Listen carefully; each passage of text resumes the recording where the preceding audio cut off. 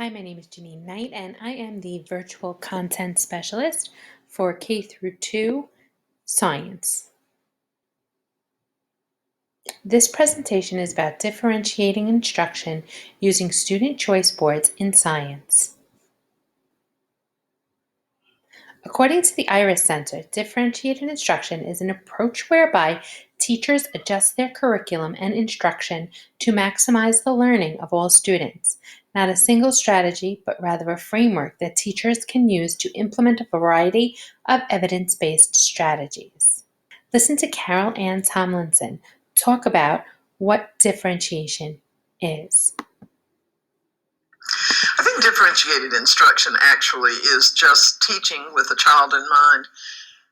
It suggests that we have a responsibility to teach students content, but also that we have to always bear in mind that we teach that content to students, to human beings, and that not all students will understand it the same way or in the same length of time, make the same connections, need the same support system. So differentiated instruction is a way of thinking about teaching, which suggests that we establish very clear learning goals that are very substantial, and then that we teach with an eye on the student so that we're constantly trying to ascertain where the student is relative to where we're going, and then making adjustments as necessary to make sure that all of the students go with us on the learning journey and arrive at the end where they need to be. For that reason, then, differentiation suggests to us that we need to look at those learning goals and ask how we might adjust our teaching in terms of students' varied readiness levels, their particular interests, and their particular modes of learning, so that learning works, so that it fits for each student in the classroom. We often think about students in a classroom as though the class were just one student, and we speak of them as the students like this, the students don't understand this, when in fact it's rare that a particular moment works equally well for all students. And so differentiation asks us to disaggregate the student into individual human beings and to understand what they bring to the classroom in terms of strengths that we can build on, and what they bring in terms of needs that we can address to maximize their possibilities for success. How does student choice fit into differentiating instruction? One of the main purposes of choice is to provide a few options for students and have them self-differentiate. Students learn more when they are motivated. We all know from experience that when students have energy and passion for their work and are driven to excel, they can accomplish incredible things. Here are some ways to promote student choice. For reading tasks of websites or digital resources, teachers can provide different scaffolds through annotated texts, audio recordings, or videos. Students can choose the just right fit for reading and engaging with the text. Support different levels of reading proficiency with leveled choices to match the subject's content and inquiry lines. Use different language modes for students to access provided instruction. Example, video instructions, written instructions, videos with subtitles, and etc. Ask students when they need your help the most, before, during, or after a task. Based on student reflections, offer multiple learning options or projects that they can choose from to pursue their learning goals. I'm Larry Ferlazzo. Differentiating instruction. Differentiating instruction is really a way of thinking, not a pre-planned list of strategies. Oftentimes, it is making decisions in the moment based on this mindset. It's recognizing that, to paraphrase Rick Wormley, fair doesn't always mean treating everyone equally.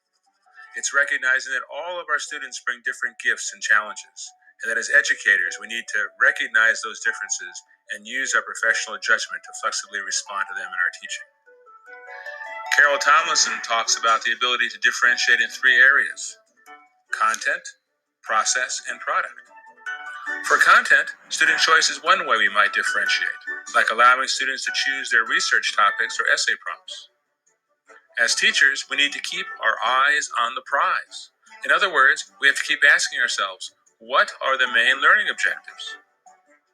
One day, my students were writing an argument essay about what would be the worst natural disaster to experience. John's head was down on the desk. He was not doing anything. I knew that he was interested in football, so I told him that he could write an essay on why his favorite team was the best. He would still have to make an argument just about football instead of hurricanes or earthquakes. His eyes lit up. He got to work and wrote what his mother later told me was the first essay he had ever written in school. He had followed all the guidelines of a good argument essay. The prize, in this case, was learning to write an argument essay, not learning to write about natural disasters. To differentiate by process, teachers can change up how they group students. Sometimes a mixed ability group might work best, while sometimes it might be appropriate to have same ability groups. We might have an English proficient buddy work with an English language learner to help them out. Teachers can also differentiate by the type of product students create.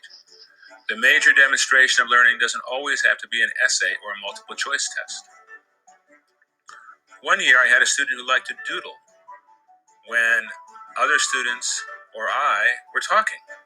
I told her it was okay as long as she was doodling about the information we were discussing.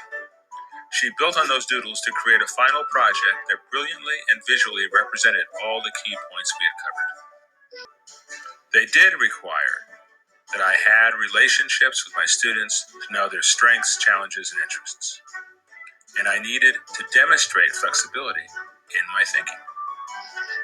Making these strategies successful also required building a strong class culture so that some of the students were being treated differently and they understood why. And they understood that that was the only way to be truly fair. Having some power and control over work isn't just important for students. Autonomy is a critical component in our sense of positive connection to the profession and energy for teaching as well. Through finding even simple ways to offer students some choices about their learning, we fire up our own creative engines, reigniting our passion and love for teaching. Stay tuned for part 2 on creating choice boards. What are they and why would we use them?